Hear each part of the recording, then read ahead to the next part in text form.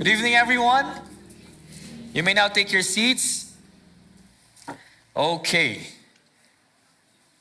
Now, on behalf of Pastor Dave, I'll be the one preaching today. Let's pray for Pastor Dave because they will have their flight tomorrow. They will go to a country, they will have a short-term mission trip, basically, as a family doon. So, they will go to Italy, pray for that nation, and preach the gospel to that nation together with their family. So, if you have your time, if you have your own time, and you think about them, naalala nyo sila, pag-pray nyo sila. Okay ba yun? So, they will go there, advance God's kingdom, and most probably, we're gonna see Pastor Dave next month. Okay, so now, it's a privilege for me to preach this evening, and the title of our new series is The Great White Throne. Grabe, no? Ibang klase yung title ngayon. Sabihin mo nga, The Great White Throne.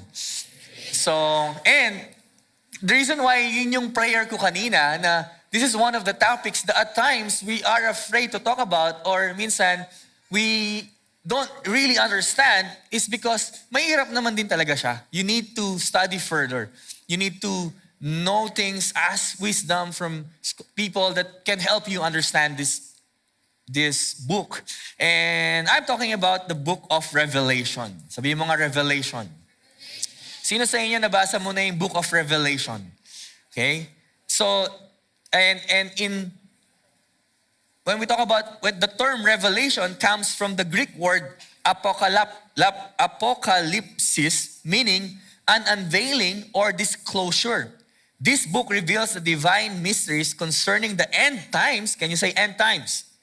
And ultimately, the victory of Christ. It is not merely a revelation about Jesus Christ, but also from Him, as He is both the subject and the source. This aligns with the broader biblical narrative where Jesus is central to God's redemptive plan. This is one of the quote that I got as I study. And revelation is something that is very hard at times to understand.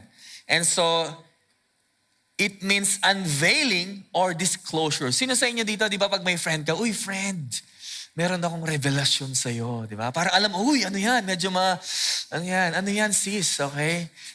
May katabi ka mukhang, ano dito? Ano ba? May mga, ano ba ang term natin doon? Mga, chismak. Anyway, basta pag meron siyang, alam mo na, chismis, okay? So, meron siyang revelasyon. Ano ang term doon? Nakalimutan ko na. Anyway, tumatanda na ako, tito na. But, if you think about that, di ba? Parang, wow, what's that? Or meron kang nakita bigla, nabasa, uy, revelation to. It's something, a disclosure, an unveiling. Now, when we read the Revelation, many see it largely talking about the end times, which is totoo naman. End times. Again, can you say end times? Now, when it comes to end times, we have a different view. Now, okay lang ba to? Huwag kayo masyado mag-check out kasi merong mga terms akong sasabihin na somehow, sana makatulong sa atin. Okay? And kapag pinag-usapan mo yung Revelation and end times, may iba-ibang view kasi yan. Okay ba yan? May iba-ibang views yung mga tao when it comes to this. Merong mga tao, and the scholar says, as I study this, that there are people who are futurists. Ibig sabihin, yes, they acknowledge the past, what happened in the past in the Bible, but mostly, in the Bible, in our life today, but mostly, everything is about future. Okay ba yun? Like, they just focus on what's gonna happen in the future. And pag binasa nila yung Revelation, usually they took it literally. So makikita mo doon. So parang, the way I understand, I can be wrong, we can talk about this after this. Pero parang, okay, based on Revelation, this is gonna happen.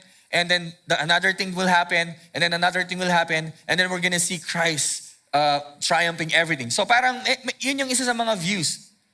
Okay, meron naman historist. Okay, kung may futurist, kanina, ito historist. Ito naman, this view sees the book of Revelation as predicting various stages of church history, chronologically from beginning to end. So they were focusing on the history. That helps them understand Revelation.